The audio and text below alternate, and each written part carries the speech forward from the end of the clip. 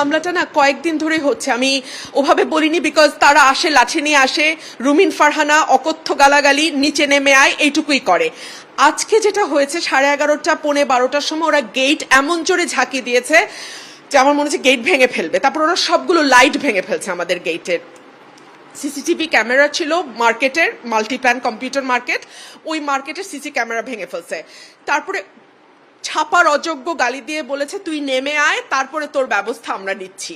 এবং 20, 25, 30টা ছেলে, আমি ঠিক জানি না, আমি ভয়ের বারান্দায় যাইনি, আমি পুরো বাসা অন্ধকার করে ফেলছি।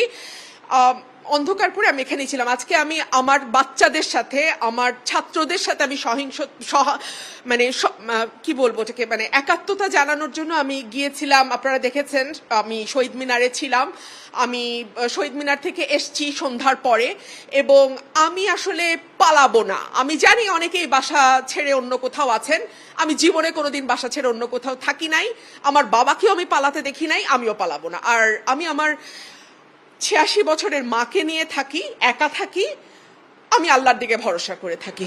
এই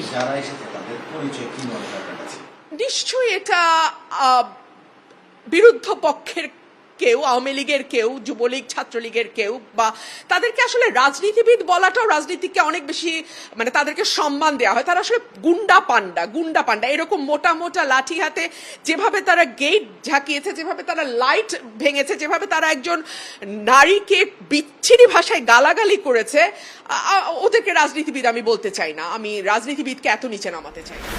ঢাকা ছিলাম আমি মিজানুর রহমান, টুনাইট নিউজ বাংলা।